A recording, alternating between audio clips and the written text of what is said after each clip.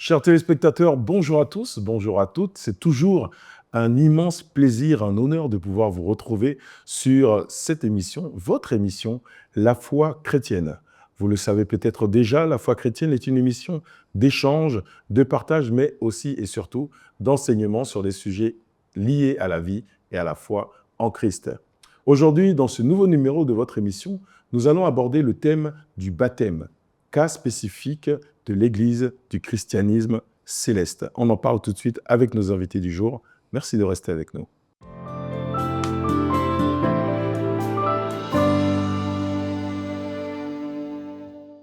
Chrétiens, chrétiennes d'ici et d'ailleurs, je vous salue très chaleureusement dans la paix et la joie du Christ. Comme annoncé à l'entame de cette émission, aujourd'hui nous sommes avec deux frères en Christ de l'Église du christianisme céleste et nous aurons à aborder avec eux le sujet, le thème du baptême dans l'Église du christianisme céleste. Je commence par vous, vénérable suprême évangéliste Soumaro Gabriel. Merci d'avoir accepté notre invitation. Oui, tout le plaisir est à moi. Alors, je rappelle que vous êtes également le directeur de cabinet du révérend pasteur de l'Église du christianisme céleste. Merci.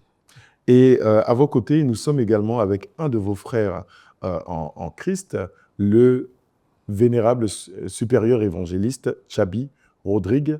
Vous, quant à vous, vous êtes responsable de toutes les églises, de toutes les paroisses situées au nord du Bénin. J'espère que c'est bien ça. Merci. Alors, je commence par vous, vénérable suprême évangéliste Gabriel Soumaro. Déjà, comment pourriez-vous nous définir le baptême? Le baptême, pour nous, c'est un sacrement. Le sacrement par lequel on reconnaît un chrétien dans notre Église, l'Église du christianisme céleste. C'est le tout premier sacrement, c'est la porte d'entrée. Et c'est un rituel simple qui vous permet d'être compté désormais parmi les membres de l'Église.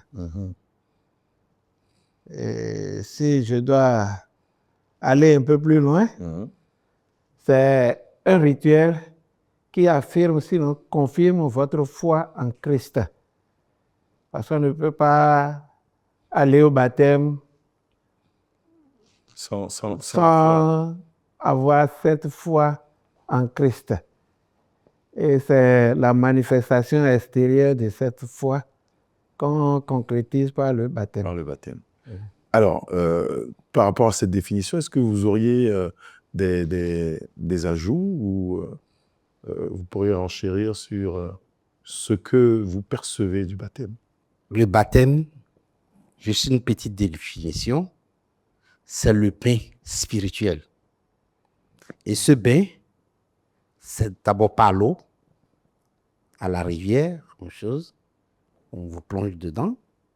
Et maintenant, il y a un autre bain qui n'est pas de la puissance ou de l'ordre humain.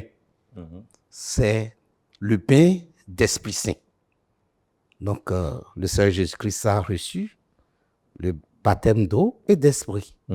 Donc, dans Matthieu 3, vous le lisez du 13 au 17e verset.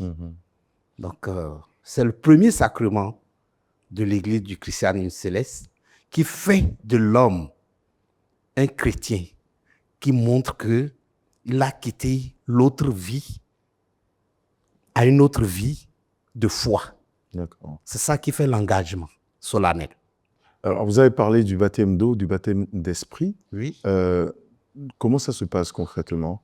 Vous avez parlé d'une rivière. Et Quelles sont les étapes du baptême dans l'Église du christianisme céleste?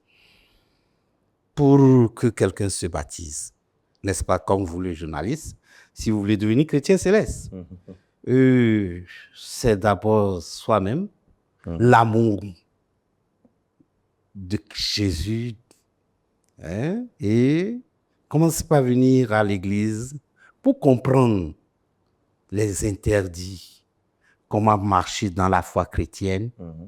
Et c'est à partir de là, quand tu te juges toi-même d'abord, tu prends la décision et là, le responsable, le chargé paroissial, apprécie.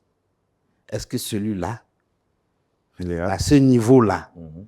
si on le baptise, peut tenir? Parce qu'il y a tellement d'interdits. Vous voyez, vous êtes bien chaussé là. Mhm. Mais moi, j'ai pas de chaussures aux pieds. En effet. Et c'est pas seulement dans la salle, hein. Même C'est- dans la c'est un boue, peu dans les partout. épines, hein. Wow. Si ça arrivait. Et donc, il faudrait Une pouvoir fois que tu accepter es dans cela. cette tenue, tu ne pourras pas porter chaussures. Vous D'accord. voyez déjà que c'est pas facile. Mhm. Donc, et quand tu vois que tu peux maintenant t'engager, alors tu le dis, le responsable t'apprécie, te fait des questionnements et voir le niveau. Bon, aussi bien que ça doit prendre quand même un petit temps. D'accord. Oui, vous voyez. Donc, c'est tout ça. Y a-t-il une formation particulière conduisant au baptême ou c'est uniquement cet échange et cette analyse de la personne que l'on fait avant de pouvoir lui octroyer le droit au baptême? Pour accéder au baptême, même si ce n'est pas une formation livresque, il y a quand même une formation en tout.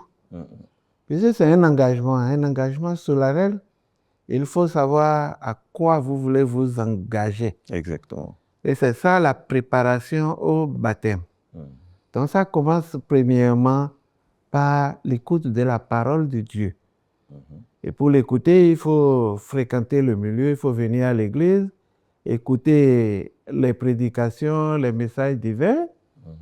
Et si vous vous laissez pénétrer par cette parole, c'est la parole qui va vous transformer, qui peut vous montrer que, attention, en dehors de la vie que je mène, il a une autre vie. Et cette nouvelle vie aura plus d'intérêt pour moi. Alors je prends la résolution de quitter la vie que je mène pour me donner à cette nouvelle vie.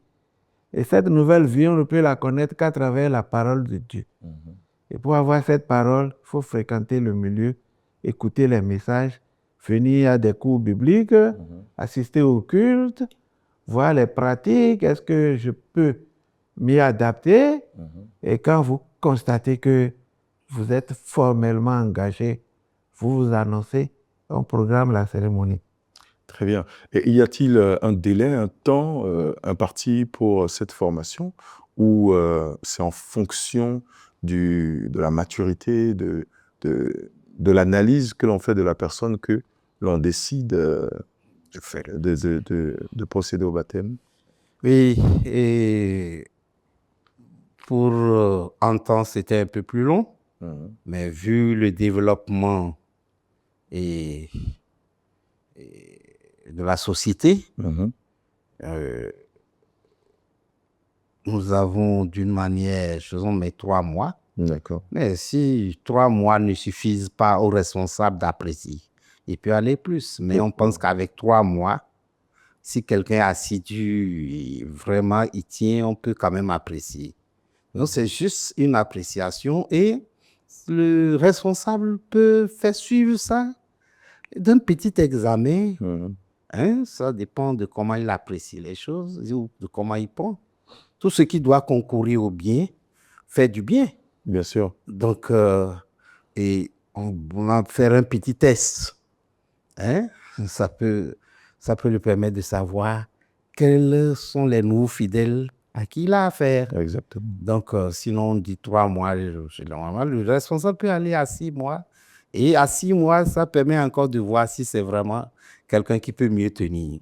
Donc, raisonnablement, on dit 3 mois pour quand même quelqu'un qui veut se faire baptiser. Et comme l'a dit le suprême, le vénérable suprême, donc les cours bibliques, et nous avons beaucoup de prêches et d'exhortations dans nos cultes et qui vont dans le sens d'enseignement. De l'enseignement. Voilà, donc et tout ça là, et je crois que il faut faire ces étapes-là. Exactement. Oui, et là, on programme. Sinon, officiellement, pour dire qu'il y a un test, hein, non, voilà un peu comment nous procédons. D'accord. Je vais parler maintenant par rapport à l'âge. Est-ce qu'il y a un âge approprié ou un âge minimum pour pouvoir aspirer au baptême? Bon, d'abord, avant d'aborder l'âge, je voudrais compléter un peu ce que mon frère D'accord. dit. Que comme c'est un engagement pour la vie, ce n'est pas un concours, Mhm. on n'a pas besoin de nous précipiter. Mhm. Dès que on sent, ou bien vous sentez que vous êtes apte à y aller, le délai importe peu. D'accord. C'est l'engagement qui est le Le premier plus important. facteur. Mhm. Maintenant, pour l'âge, je crois que la personne doit pouvoir s'engager, doit pouvoir raisonner et savoir qu'il veut prendre un engagement. Donc, ce n'est pas à tout âge qu'on peut fièrement ou en toute connaissance de cause s'engager sur une nouvelle voie. En effet. Donc, l'âge, ce serait un peu trop dire. On va donner des chiffres, mais le facteur fondamental, c'est savoir apprécier les choses et s'engager. Mhm. Donc, disons, il faut être majeur D'accord. pour pouvoir répondre de ces actes. Il faut savoir en qui je veux croire, Mhm. en qui je veux donner toute ma vie. Toute ma vie. Donc, il faut être majeur pour pouvoir y aller. D'accord. Ça n'empêche pas qu'on puisse baptiser des non-majeurs, des enfants. Mais là aussi, il y a des Des conditions particulières. D'accord, très bien. Alors, chers téléspectateurs, vous êtes bien évidemment sur votre émission La foi chrétienne. Aujourd'hui, nous parlons du baptême, de comment il se pratique dans l'Église du christianisme céleste, son importance aussi dans le culte et dans les rites au niveau des églises du christianisme céleste. Je vous rappelle que nos invités auront à partager leurs semences sur le thème du jour. Alors, restez bien avec nous jusqu'au bout.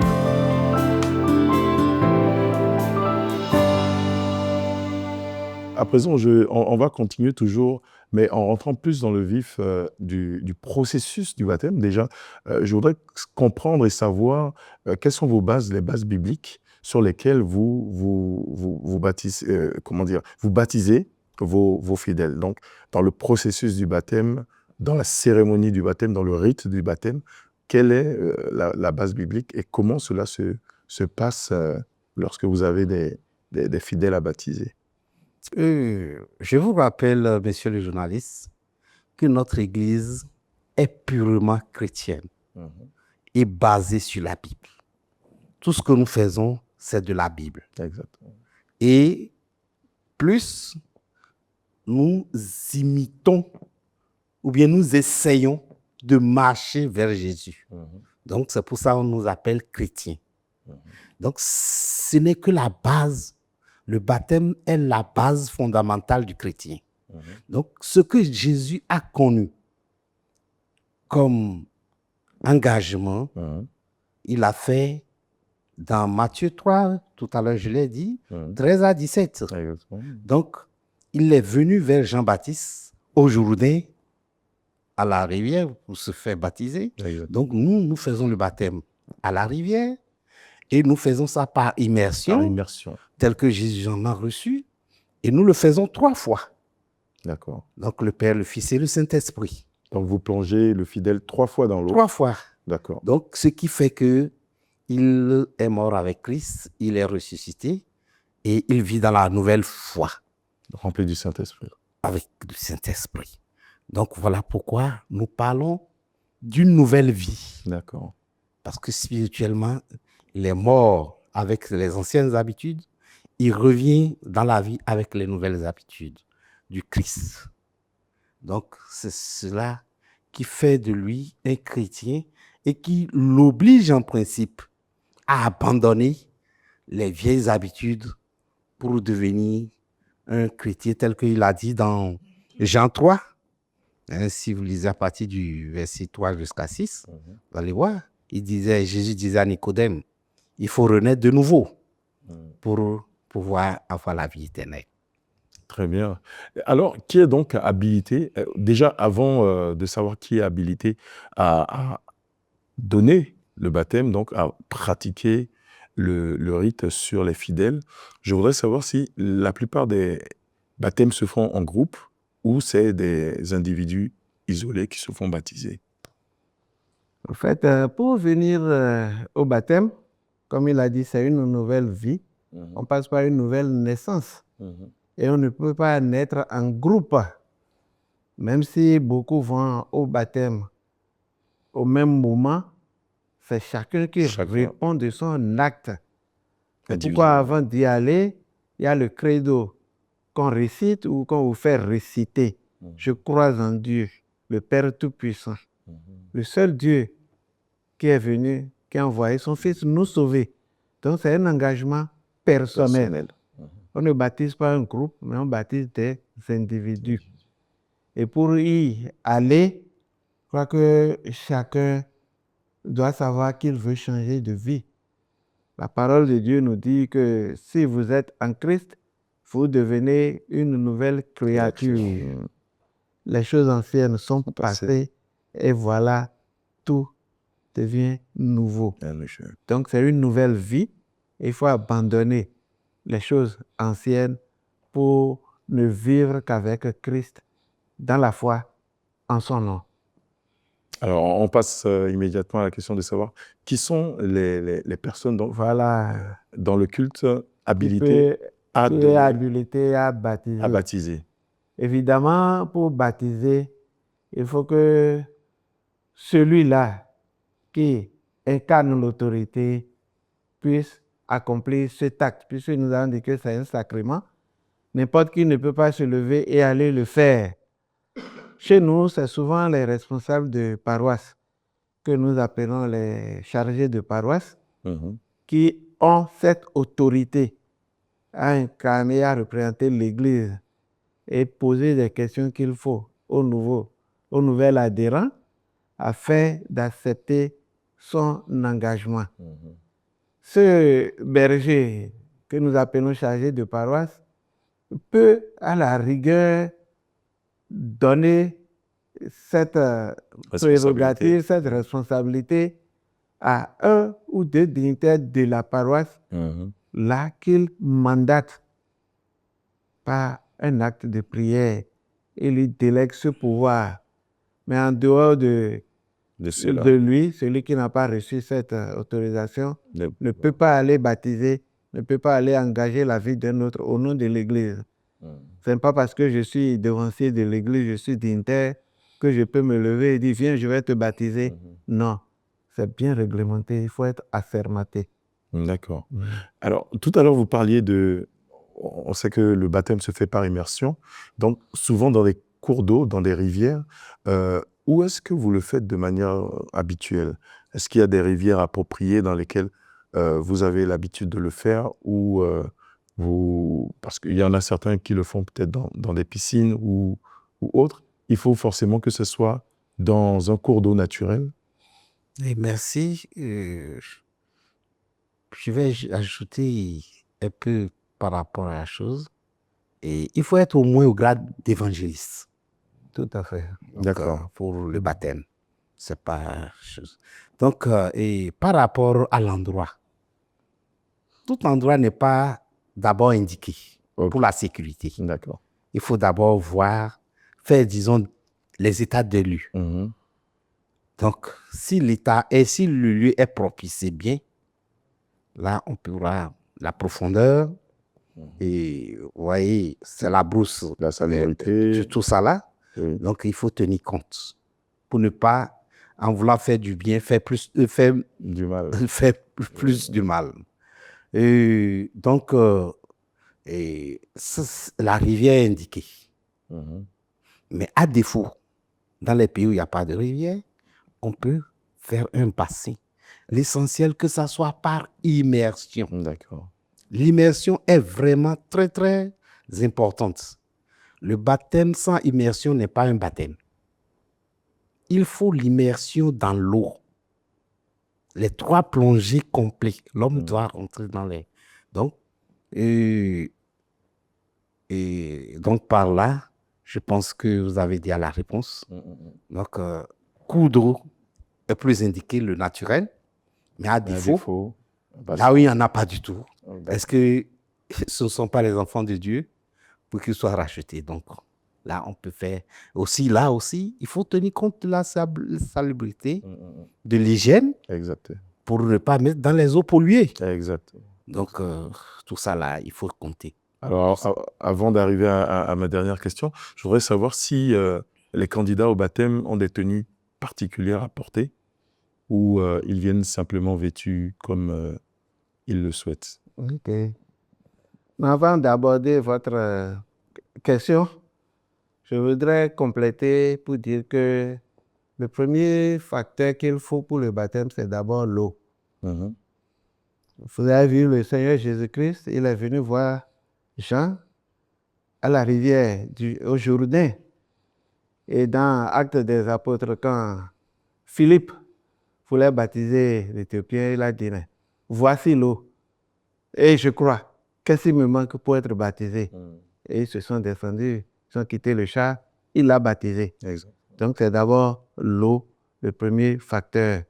Mais pas n'importe quelle eau, comme il a déjà décrit, c'est bon. Maintenant, vous voulez qu'on dise un peu plus? Bon, non, simplement, s'il y a un accoutrement particulier.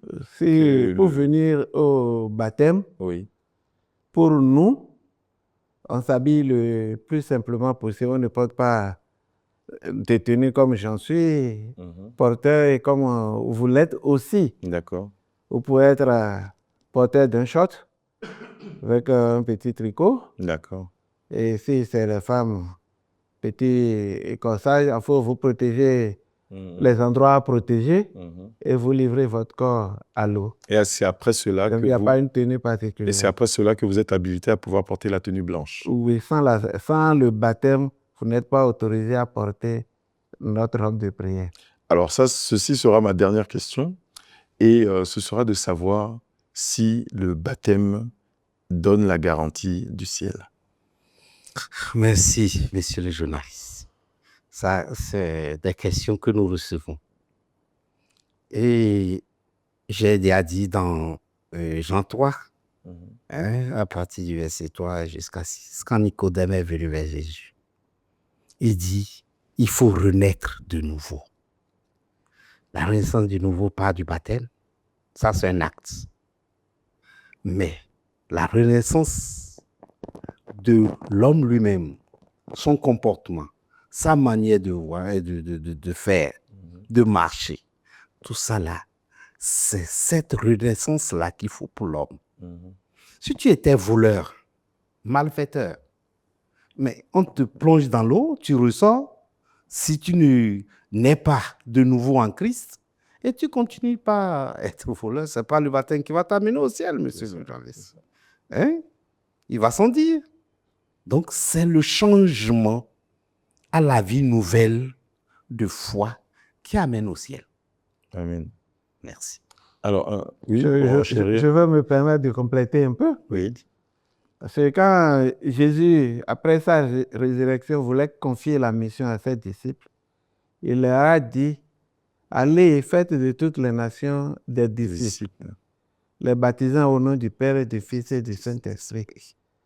Mais ceux qui auraient cru et accepté le baptême seront sauvés. Mais ceux qui ne vont pas croire et qui ne passeront pas par cet acte, la suite, on peut imaginer. Donc moi, je peux dire, sans formaliser, que c'est un premier acte qui nous conduit vers le salut. Mais comme il a ajouté, ce n'est pas parce que je me suis baptisé que je peux tout me permettre. Je dois devenir un imitateur de Christ dans mes paroles, dans mes actes. Là, je suis vraiment candidat pour le ciel. Mais si parce que je me suis baptisé, je me permets de retourner à mes vomissures, tout ce que je faisais avant le baptême, est-ce que réellement je me suis fait baptiser ou bien j'ai été juste accompli un rituel? Donc c'est un problème de foi en l'acte et en Christ. Amen. Merci. Nous sommes quasiment au terme de l'émission. Et comme annoncé tout à l'heure, actuellement, maintenant, c'est le moment de vos semences. Donc, vous allez regarder simplement la caméra en face de vous et vous allez adresser votre semence, donc votre message, à tous nos téléspectateurs qui nous regardent sur le thème de ce jour.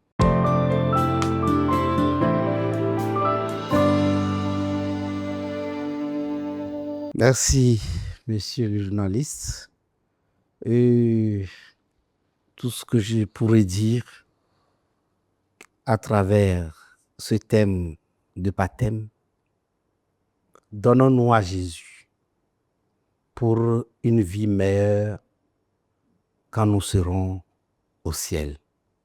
Que tout le monde sache que un jour viendra, nous serons là-bas.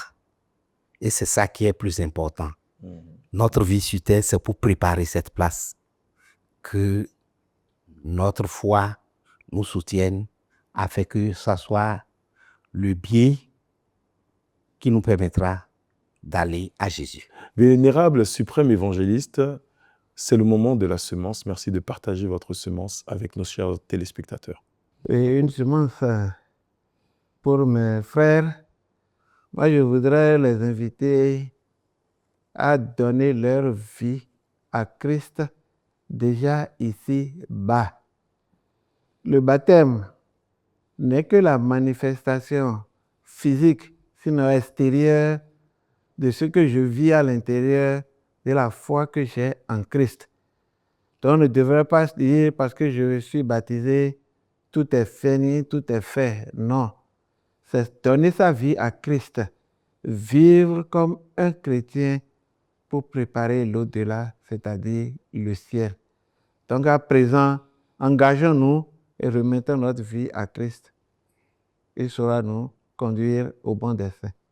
Amen, merci beaucoup. Merci à vous, chers invités. Merci. Merci pour votre présence. Merci d'avoir accepté notre invitation et d'être venu offrir à nos téléspectateurs tout ce bel enseignement. Quant à vous, chers téléspectateurs, nous sommes déjà au terme de ce nouveau numéro de votre émission La foi chrétienne. Nous espérons que les enseignements qui ont été partagés par nos invités ont su vous donner plus d'informations sur le baptême au sein de l'Église du christianisme céleste. Quant à moi, je vous dis au revoir, à très bientôt, et je prie le Seigneur de demeurer toujours en vous, sur vous, autour de vous, dans tout ce que vous ferez. Que Dieu vous garde, que Dieu vous bénisse. À très bientôt.